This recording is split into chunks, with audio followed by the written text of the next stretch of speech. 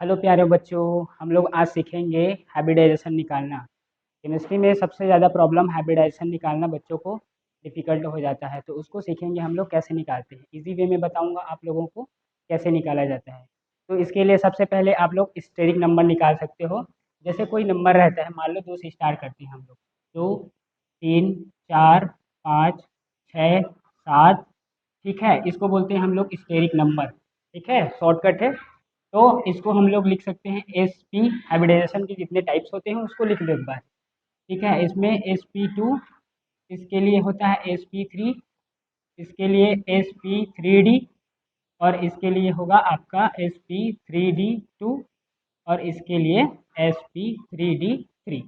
तो ये सारे हैं। अब मैं आपको फॉर एग्जांपल के तौर पर समझाते जाऊंगा, और एग्जांपल में जो होगा उसको मैच करेंगे अपन सीधे तौर पर, और इसका स्टेरिक नंबर के मैच करके उसका हम लोग हाइब्रिडाइजेशन निकालेंगे। कैसे, मैं आप लोगों को फॉर एग्जांपल के लिए समझाता हूँ। जैसे एक मीथेन मॉलिक्यूल है, ठीक है, CH4 रहता है इसका।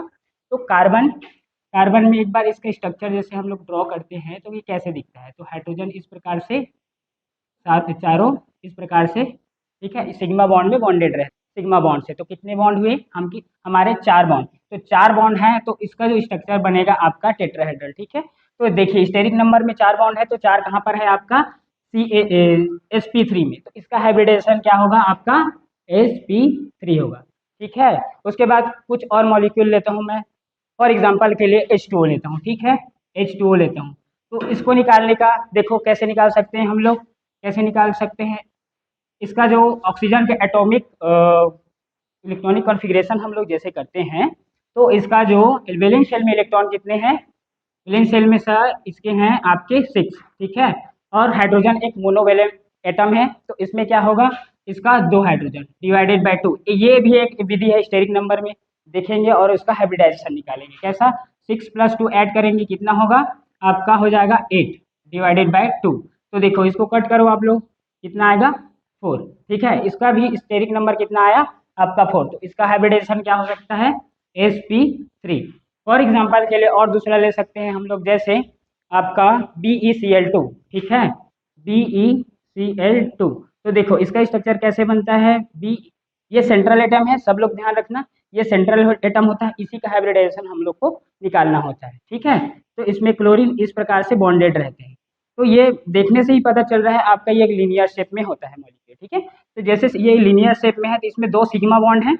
इससे पता चला कि 2 सिग्मा बॉन्ड है, तो इसका जो आपका हाइब्रिडाइजेशन है वो आने वाला है आपका SP। ठीक है, 2 सिग्मा बॉन्ड है, तो इसका देखो स्टेरिक नंबर कितना आया 2। तो इसका हाइब्रिडाइजेशन कितने आने वाला है SP। ठीक है, और दूसरा एग्जांपल जैसे हम लोग देख सकते हैं CO2 का या PCl5 का, वो अच्छा समझ आएगा आप लोगों को। देखो दूसरा एग्जांपल हम लोग PCl5 का लेते हैं। ठीक है, ये कोई मॉलिक्यूल है, इसमें हम लोग क्या कर सकते हैं, फास्फोरस है। फास्फोरस का वैलेंस शेल में इलेक्ट्रॉन कितने होते हैं, तो इसका वैलेंस शेल में इलेक्ट्रॉन होगा आपका 5।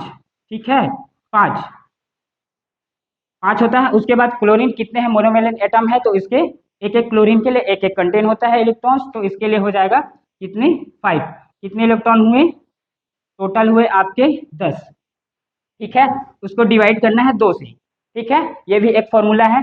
तो 2 से जैसे हम लोग इसको डिवाइड करेंगे तो इसका कितना आने वाला है 5। ठीक है, तो इस स्टेरिक नंबर में एक बार चेक करो कहाँ पर है सर, तो ये यहाँ पर है SP3D में। ठीक है, तो इसका हाइब्रिडाइजेशन कितना होगा SP3D।